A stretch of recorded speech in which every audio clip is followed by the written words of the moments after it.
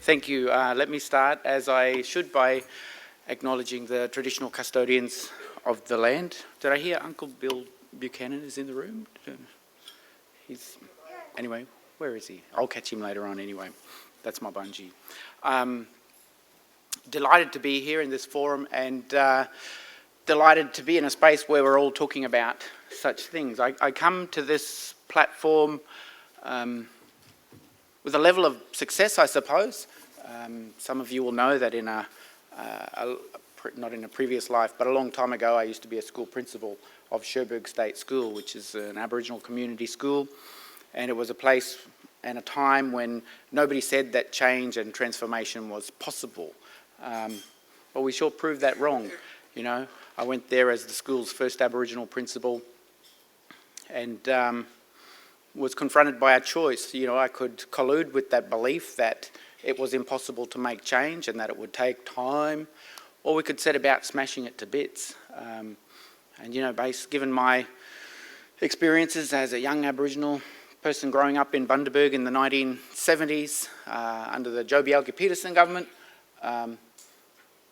bombarded with kind of negative, sort of stereotypical sort of sense of who we were supposed to be as Aboriginal people. I had a very strong mum who convinced us that that wasn't actually the truth about who we were as Aboriginal people. I had a hard-working Italian father who showed us the value of working hard.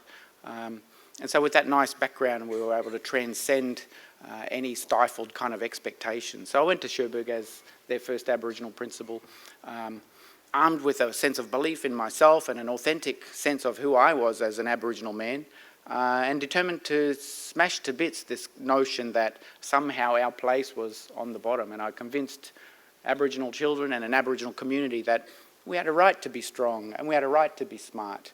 And so that really was the formula for my success, and it was based on the notion of high expectations, relationships, emphasis on the word relationships.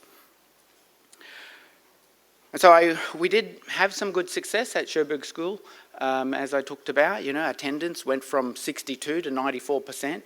94% is pretty good in any school. We didn't cut anybody's welfare payments to make that happen. We just built honourable relationships between communities and children and schools and teachers. And so I've never really felt the need to change the essence of what made us successful. You know, from Cherbourg School, we set up the Stronger, Smarter Institute, and what seemed like a lofty career ambition at the time to change expectations of Aboriginal children and Torres Strait Islander children right across Australia. Again, it was one of those things where people said, it's going to take time, and that there are some things that we have to accept. But I refused again to accept that, and we set about changing a profession and got an entire profession to believe that Aboriginal children and Torres Strait Islander children could achieve as well as anybody else, and that they could retain a strong sense of their positive cultural identity. And so I don't see any need to come to my new role as Director General assuming there is some other key to success. The key to success has always been an authentic belief in who we are as Aboriginal people, and a belief that we can make a difference and we can transcend the challenges that are confronting us. And I will never depart from the belief that it comes down to high expectations, relationships. So I want to just reflect on that in terms of framing up the conversation for all of us today, and invite you later on to ask some questions. I've explained this to my colleagues in government many times, and that is that I've never felt the need to, when I come to the role as Director General, I've never felt the need to let go of my sense of being Aboriginal and to become something else in order to be successful in that role. In fact, I think that if I was to let go of my sense of being Aboriginal to try to achieve success in that role, then I'd probably deliver failure or at best limited progress in the way that others have done before me. So I'm very keen to transform relationships that exist between government and Aboriginal communities and with Torres Strait Islander communities. And so I reflect, you know, I'm not an old man, but I'm not young either. I did go to Cherbourg School with all black hair, and I left there with grey hair. But I reflect a lot on the policy context and the nature of the relationships, that I keep talking about. Accepting that in a relationship there are two sides, and in a relationship that's authentic, there are accountabilities that exist. And so that's what I'd like us to reflect on in terms of our lunch here today. In a policy context, when I go ages back, it seems like we came from a place of moving from surviving to dying, assuming that Aboriginal and Torres Strait Islander people were just going to die. And so that was the policy mindset at the time. And that's why we just rounded up the half-caste kids and chucked them in missions so that we could teach them to be white, because that was the only way that they were going to survive into the future, And when you think of that kind of a relationship, it's kind of like got the political and corporate masters up here and Aboriginal, Torres Strait Islander people down here. And if we have a policy mindset or a way of existing in that relationship where we think, well, they're just going to go from surviving to dying, then we end up feeling like we have to do things for blackfellas. And then as an Aboriginal man, when I reflect on the essence of that kind of a relationship, it doesn't particularly inspire me to want to be a part of that relationship.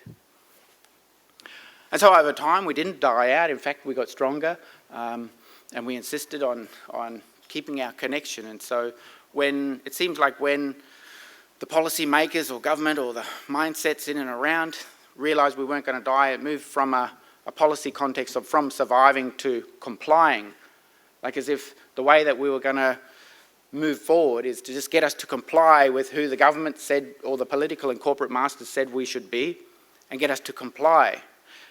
And you think about that relationship, and it's kind of got the political and corporate masters up here, and it's got us as blackfellas down here, telling us that we should comply. And when I reflect on that relationship, it's a kind of relationship where government's designed to do things to blackfellas. And when I reflect on the essence of that relationship as an Aboriginal man, I'm not particularly inspired to be in that kind of a relationship. And it kind of explains why it hasn't been successful. So it's not about doing things for us, it's not about doing things to us, so it must be about something else, right? So we've got to get out of this from surviving to dying. We've moved into this from surviving to complying, and we've got a way to go in terms of shaking that off.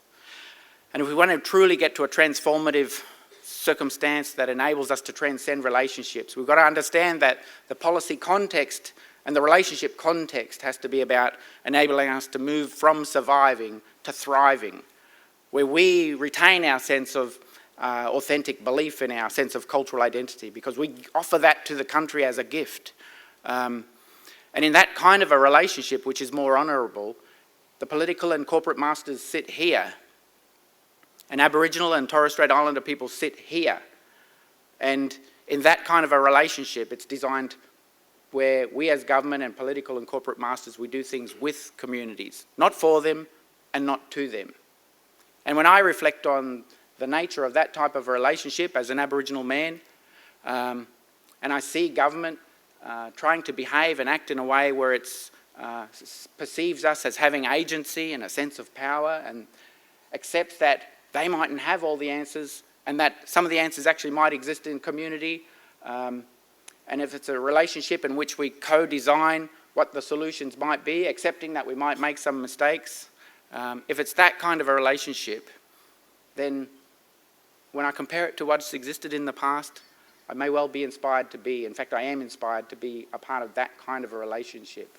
So it's not about doing things for Aboriginal communities and Torres Strait Islander communities. It's not relationships in which we do things to Aboriginal and Torres Strait Islander communities. It has to be in relationships in which we do things with us. So from a government perspective, and when I reflect on the things that have enabled me to be successful in this kind of a space, and I reflect on where I've come from as an Aboriginal child growing up, having to deal with the frustrations of racism, yet never ever becoming victim to those circumstances. And when I reflect on the things that my old mum used to campaign about, and the people upon whose shoulders I stand in this very role, the things that they've campaigned for are about much of what we'll talk about today, you know.